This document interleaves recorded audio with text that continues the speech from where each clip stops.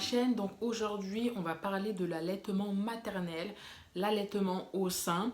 Je sais qu'il y a beaucoup de femmes qui ont peur des contractions, qui ont peur de l'accouchement, et je sais qu'il y en a beaucoup qui ont peur de l'allaitement au sein. Donc aujourd'hui, je viens parler de ça parce que c'est des questions que j'ai. C'est un sujet qui, euh, enfin, c'est un sujet qui m'a beaucoup titillé, qui m'a beaucoup intrigué et je me suis dit aujourd'hui je vais venir en parler, donner mon expérience à moi. Donc moi ce que je voudrais vous dire en commençant cette vidéo c'est que toutes les femmes qui désirent allaiter peuvent allaiter. L'allaitement n'a rien à voir avec la taille des seins. C'est pas parce qu'on a des gros seins qu'on aura forcément beaucoup plus de lait qu'une femme qui a des petits seins. Pas du tout. Du moment où une femme souhaite allaiter, elle peut allaiter. Après, le tout, c'est de mettre de faire tout pour que l'allaitement se passe bien. Donc, l'allaitement, je vous parle de ça et je vous précise aussi, les filles, c'est vraiment super important, les cours de préparation à l'accouchement. Ce que je vous dis aujourd'hui, je ne l'ai pas inventé, hein, je ne le sors pas d'un livre. C'est des cours que j'ai reçus de la sage-femme pendant que j'étais enceinte et c'est des cours que j'ai appliqués et aujourd'hui, mon allaitement se passe super bien, mais franchement, super bien. Donc les conseils que je donne, ça peut autant servir à des jeunes mamans, je pense surtout des jeunes mamans qui n'ont jamais vécu ça, ou des mamans qui ont peut-être déjà deux trois enfants et qui et pour qui l'allaitement s'est mal passé jusqu'à aujourd'hui, donc ça peut toujours aider. Alors, moi le conseil que je pourrais donner, je vais parler de l'allaitement à l'hôpital, je parlerai de l'allaitement au retour à la maison parce que c'est pas pareil. Alors, à l'hôpital, ce que je pourrais vous conseiller, je dis bien si possible, hein, mettre bébé au sein le plus rapidement possible. Dès qu'on peut le mettre au sein, on y va. Je sais qu'il y en a qui font des césariennes, elles n'ont pas forcément le bébé tout de suite, ou je ne sais, dans d'autres cas, mais en tout cas pour celles qui peuvent, enfin, il y a même des infirmières qui vont vous dire ah non, vous voulez pas plutôt un biberon, vous n'avez pas encore de lait. Eh les filles, mettez les bébés au sein le plus possible, sachant que le premier liquide qui coule du sein, c'est du colostrum et c'est super nourrissant pour le bébé. C'est même encore plus nourrissant que le vrai lait. Donc, je dis ça parce que j'ai eu des sages-femmes ou des infirmières qui venaient la nuit, voyaient que j'étais un peu fatiguée. Autant il y en avait qui me disaient allez, mes bébés au sein, mes bébés au sein et tout, je le faisais. Autant il y en avait, elles se faisaient pas chier. Ah, vous voulez pas plutôt un biberon? Vous inquiétez pas, hein, c'est pareil que le lait maternel, ça va vous aider à vous reposer et tout. Et bon, c'est vrai que il y a une ou deux nuits où j'ai pris et je vous dirai dans quelle situation, mais mettez bébé au sein le plus possible. Donc, premièrement, mettre bébé au sein le plus possible. C'est vrai que c'est fatigant, c'est très très très fatigant. Bébé accroché au sein pendant toute la journée, on a les seins mais en feu, mais c'est... J'ai même dû acheter des bouts de sein. C'est un objet, ça s'appelle des bouts de sein qui ont la forme du sein. C'est en silicone, on met au niveau du téton, ça marie bien le bout du sein. Et bébé tête par-dessus, c'est vrai que ça aide au niveau douleur et tout, mais franchement, on le sent quand même, hein. Je sais que je mettais tellement bébé au sein où je sentais euh, mon sein, limite, il était en train de craquer. Je voyais ma peau tellement rouge. Il suffisait de le tirer juste comme ça et mon sein il était déchiré. Enfin, c'est vraiment horrible, hein. Les crevasses, c'est ce que les filles craignent le plus et pour avoir vécu, ça fait mal. Ah oui, oui, oui, oui, oui. Ça fait mal, je peux dire, de toute ma grossesse, avec toutes les douleurs que j'ai eues dans ma vidéo précédente quand je vous parlais des nuits qui sont difficiles. On a mal au dos, on a mal ici, on a les nausées. Mais l'allaitement, oh là là, pouf, ça fait mal, mais c'est c'est d'une pression. Je vais pas vous mentir. Après, il y en a qui s'en sortent bien, qui ont peut-être pas mal ou j'en sais rien, mais je parle bien de mon cas à moi. J'ai eu hyper mal, même si j'ai appliqué tout ce que je vous dis là. J'ai eu quand même mal. Enfin, c'est pour vous dire que on peut pas passer outre. On n'a pas le choix, on est obligé de passer par là. Et je tire encore mon chapeau à ces femmes qui, malgré ça, ont continué l'allaitement Parce qu'il faut vraiment aimer son bébé, il faut vraiment... Enfin, après, je dis pas que celles qui n'ont pas, qui sont pas allées jusqu'au bout n'aiment pas leur bébé, mais je veux dire, le premier truc qui nous vient en tête, c'est de dire, franchement, c'est vraiment par amour que je fais ça, enfin, que je fais ça, hein, tout simplement. Et celles qui arrivent pas, bah, elles ont trop mal, elles arrivent pas, et je critiquerai jamais, hein, je jetterai jamais la pierre à ces femmes-là, mais je dis qu'il faut vraiment beaucoup, beaucoup de courage, et il faut pas être une chochotte hein, pour, euh, pour, euh, pour réussir à le faire. Donc, à l'hôpital, l'allaitement, on me disait, mets le bébé comme ci, mets le bébé comme ça, ventre contre ventre. On m'a toujours donné plein de conseils. J'avais toujours mal. J'arrivais pas à comprendre la position, j'arrivais pas à bien mettre bébé au sein comme il fallait. Et bébé, en plus, Ruby, une téteuse professionnelle. C'est pas du petit tétounage, c'est du... Mais Ruby, elle tétait. Mais mon Dieu, on dirait elle a fait ça toute sa vie. On dirait depuis le ventre, Ruby, elle tétait. Ah non, non, non, non, Ruby, franchement, elle m'a fait ça, elle m'a fait la misère. Ah non, elle avait une bonne succion depuis la naissance. Elle tétait vraiment bien. Et du coup, bah, tant mieux parce que ça m'a permis d'avoir le lait plus vite. Et c'est le lait qui m'a vraiment guéri allez, mes petites crevasses que j'avais. J'avais pas beaucoup de crevasses, hein, mais le peu que j'avais, ça faisait mal. Ah oui, ça faisait mal. Du coup, je prenais mon lait, genre, je pressais un peu mon bout de sein, je mettais le lait sur la main et je frottais sur le bout de sein. Franchement, c'est vraiment ça qui m'a fait guérir un petit peu des crevasses. Et au fur et à mesure, bah, je sais qu'il y a des jours où je disais, allez, je mets pas bébé sur le sein gauche, par exemple. Celui-là, je sais pas pourquoi, mais tension. Donc je disais non, non, pas ce sein. Au final, le soir, je mettais quand même bébé au sein et je serrais les dents. Je me rappelle quand je la mettais au sein, j'étais comme ça. C'est à peine si je respirais, quoi. C'est. Ah non, non, je vous en parle encore, mais je vous en parle encore avec émotion ou je sais pas ce que vous voulez, mais ça fait mal. Ça fait mal. Mais bon, Dieu merci, cette période elle est passée, donc j'ai commencé à avoir du lait, ça se passait super bien. La sage-femme m'a même appris comment mettre bébé au sein au coucher, allongé. Donc les filles, si vous accouchez et que la sage-femme ne vous parle pas de ça, n'hésitez pas à lui demander parce que les nuits où on reste éveillé des heures et des heures et qu'on sait qu'on peut donner le biberon, enfin, le sein au bébé allongé, ça aide, hein. Franchement ça aide. Alors, à l'hôpital, voilà comment s'est passé mon allaitement.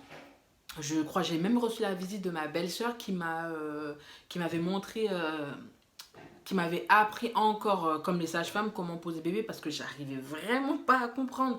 J'arrivais pas à comprendre la position. Elle m'a aidé, ça m'a fait du bien. Franchement, si vous arrivez vraiment à mettre bébé comme elle vous dit, ça aide énormément, mais ça vous évite pas les crevasses. Oui, ça va atténuer le truc, mais ça va pas vous éviter non plus.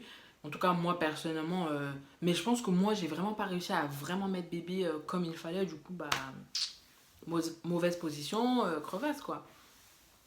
Donc nous sommes rentrés à la maison, pareil, j'avais du mal, j'ai encore rappelé ma belle-sœur, j'ai appelé des copines qui avaient accouché, j'arrivais pas. Et à force de voir Ruby qui t'était, j'essayais de comprendre le mouvement dans sa bouche. J'essayais de comprendre quand elle met le sein dans sa bouche, comment elle fait, quel mouvement elle fait. Et un bon matin, je me lève, je vais à la douche. Les seins, il faut savoir que quand il y a la montée de lait, le sein, je disais, il faut savoir quand il y a la montée de lait, le sein, il est hyper tendu. Le sein, il est, on dirait un ballon qu'on a gonflé. Enfin, et encore un ballon, on presse, il se presse. Quoi. Enfin, le sein, quand il est gonflé, il est tendu, mais tendu d'une pression pas possible. Et du coup, forcément, si le sein, il est tendu, le bout de sein, il est aussi tendu. Donc, toute succion que bébé va faire sur le bout de sein, on va le ressentir x 10 comme si bébé était en train de nous croquer le sein. En tout cas, celles qui ont déjà allaité, elles savent de quoi je parle. Mais vous qui n'avez pas encore allaité, j'essaie de vous expliquer le plus possible. Mais après, je peux pas vous faire votre allaitement non plus. Hein. Mais j'essaie vraiment de vous expliquer. Du coup, sur le sein, tendu le matin, avec la montée de lait, le sein, on dirait un caillou hein, tellement qu'il est dur. Bébé qui vient, dès qu'elle pose la bouche, il suffit juste qu'elle attrape le bout de sein. Ah, c'est fini. Hein. Ah oui, c'est fini, c'est terminé. Du coup, un matin, je me lève. Je vais à la salle de bain. Je me dis, il faut que j'enlève cette pression. Il faut que j'enlève le côté tendu que j'ai au niveau du sein. Peut-être que ça va déjà me soulager. Et du coup, quand bébé va téter, il y aura moins de pression sur le téton et ben j'aurai moins mal. Enfin, je pense que c'est logique. Mais cette logique, je ne l'avais pas compris avant. Donc je vais aux toilettes, je presse un peu le sein, je presse. Et il y a du lait qui s'écoule, du lait qui s'écoule. Juste petite parenthèse pour que je n'oublie pas tout à l'heure. Dans le lait, quand on a un lait de bébé, c'est une sage-femme qui m'a dit, le premier lait, c'est un lait qui hydrate bébé. Et le deuxième lait qui vient, c'est vraiment ce lait-là qui va être consistant pour bébé, qui va l'aider à grandir. Donc, vous inquiétez pas, hein, le lait que j'enlevais, je perdais pas, entre guillemets, hein, parce qu'il y a peut-être il y a des filles qui vont se dire, ah oui, moi je cherche à avoir du lait, elle enlève et tout. Donc, non, ce lait-là, c'est vraiment pour hydrater bébé. Et de toute façon, il y en a tellement, il y a beaucoup plus de lait pour hydrater bébé que du vrai lait derrière. Donc, c'est pas perdu en tout cas. Et je voulais plutôt dire ça vaut le coup de faire ça plutôt que d'être là au sein, de pas profiter de l'allaitement, bébé il tète, on est là en mode j'avais le visage comme ça des fois, je regardais même pas tellement que ça faisait mal. Donc vaut mieux ça. J'ai pressé mon sein, un peu de lait parti, mon sein était plus mou, plus moins tendu et du coup quand je mettais bébé au sein, ah, j'avais pas mal, pas de douleur. Oh, pas un up dans ma tête, hein. Ah, j'étais heureuse. Ah, alors là, de savoir que c'est moi qui trouvais la solution à mon problème, alors que je pense que les professionnels, ils le savent ça. Ils savent que quand le sein est moins tendu et qu'on a libéré un peu le sein, enfin, c'était la fête. Ah mais j'étais contente. J'étais contente parce que je commençais à apprécier l'allaitement.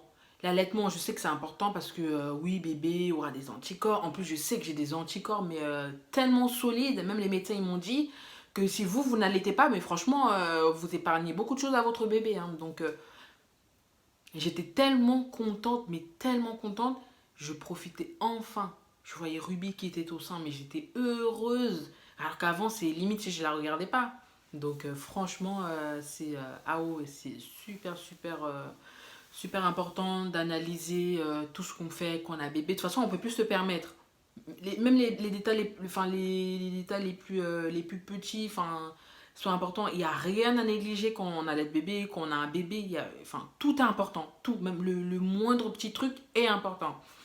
Du coup, bah voilà, une fois que j'ai trouvé ça, bah, mon allaitement s'est super bien passé.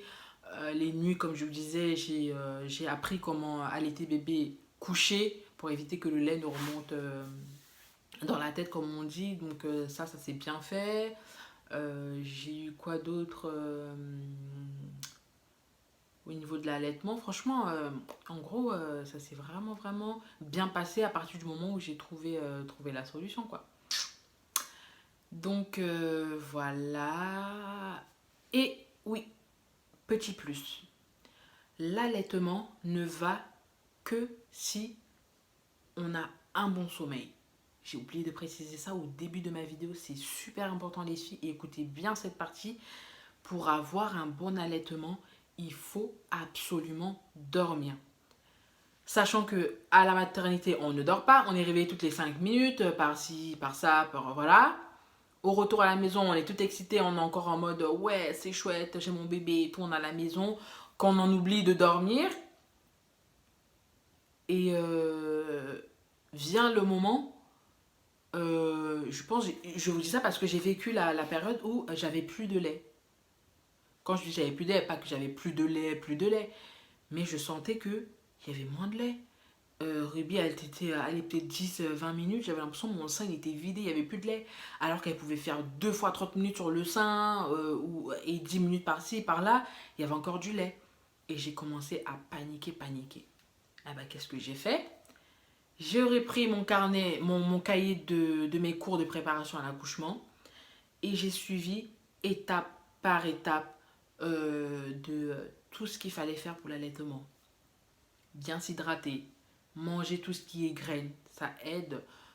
Manger tout ce qui est fruits et légumes, oui, beaucoup des fruits, beaucoup de produits laitiers, fromage, yaourt, lait. J'ai repris tout ça, mais dans la liste, il y avait marqué le sommeil. Mais comme je suis sabitou, soi-disant je connais tout, J'ai tout appliqué, sauf le sommeil. Eh ben, ça m'a rattrapé. Ça m'a bien rattrapé. Oh, j'ai commencé à me poser des questions. J'ai appelé ma sage-femme. J'ai dit oui, j'ai tel problème. J'ai appelé mes copines. Ah, mon allaitement, ça va plus. Ça fait ci, ça fait ça. J'ai appelé presque toutes les filles que je connaissais qui avaient un bébé, qui allaient au sein et tout. Jusqu'à ce que je tombe sur... je crois que c'était une gynécologue. Ou non, c'était une sage-femme. La sage-femme qui m'a suivie pendant ma grossesse qui me dit: Mademoiselle Tchemeni Raïssa, oui, est-ce que vous dormez le soir? Bah non. Elle m'a dit: bah voilà, vous avez la réponse à votre question. Si vous avez moins de lait, bah, c'est parce que vous dormez pas assez. Le cerveau et le sein fonctionnent comme dans une usine. Quand bébé vient sur le sein, elle tète, elle envoie l'alerte au cerveau qu'il faut produire du lait. Plus bébé va téter, plus vous aurez du lait. D'où l'importance de bébé qui est au sein tout le temps. Plus bébé tète, plus il y a de lait. Mais si bébé fait la demande au niveau de la suçon et que au niveau du cerveau, on est fatigué, on n'a pas bien dormi, ben, notre cerveau il est KO là-dedans. Il n'y a plus rien qui tourne correctement. Et ben, le lien, il n'y est plus en fait. Du coup, j'avais compris pourquoi j'arrivais pas à allaiter. Enfin, j'avais pas assez de lait. Donc, j'ai dû faire le relais la nuit avec mon chéri. Enfin, il m'aidait déjà, hein. Mais là, on a encore plus accentué le relais. Donc, je dormais un peu plus. Et bah, mon lait est revenu tout seul, quoi. Pourtant, j'ai cherché toutes les solutions possibles. Et au final, bah, la réponse, elle était là. C'est pour ça que je vous dis, les filles, les cours de préparation à l'accouchement, c'est hyper important. C'est au moins 80% du travail qui est fait. Non seulement à partir du moment où vous rentrez à la maternité avec les contractions et tout, jusqu'à votre sortie. Les cours de préparation à l'accouchement, ça vous aide dans tout. C'est-à-dire que vous arrivez à l'hôpital, vous avez déjà 80% de choses dans la tête. Il y a même des termes, des infirmières et des trucs. Je comprenais tout. J'étais moins paniquée, j'étais plus sereine. Forcément, mon accouchement s'est bien passé parce que j'avais tout ça dans la tête. Donc, franchement, si vous pouvez, faites-le. Faites ces cours de préparation à l'accouchement, c'est vraiment super important. Franchement, les filles, ne négligez pas, négligez vraiment pas cette partie-là. Ce que je voulais rajouter aussi, c'était concernant, je pense que dans la photo, vous pouvez voir le pot de lait de bébé derrière. Donc, je vous ai dit depuis le début, enfin, elle est au sein exclusivement. Sauf que une nuit, je décide d'appeler ma soeur qui habite juste en bas de chez moi. Je lui dis, viens m'aider à garder bébé le soir. Donc moi, je suis dans la chambre, je dors et elle est au salon. Elle garde la petite et venu le moment où, non, on fait un flashback.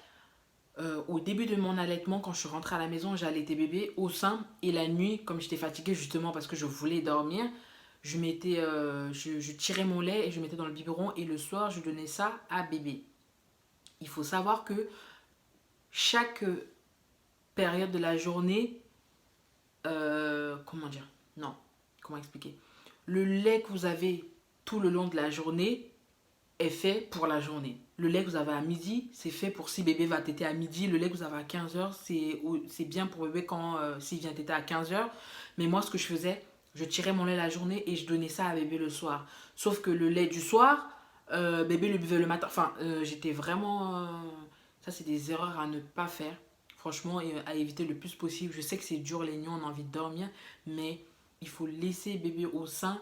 Si on tire le lait pour que bébé le boive le soir, il faut tirer le soir. Si on veut tirer le lait pour que bébé boive le matin, il faut tirer ce lait le matin et pas faire comme moi, tirer le matin quand je me lève pour libérer mes seins et mettre au frais pour que bébé le boive, pour que bébé boive le lait le soir.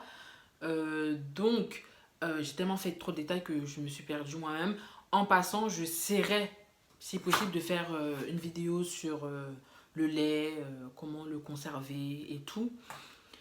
Donc, bébé, elle était au sein tout le temps.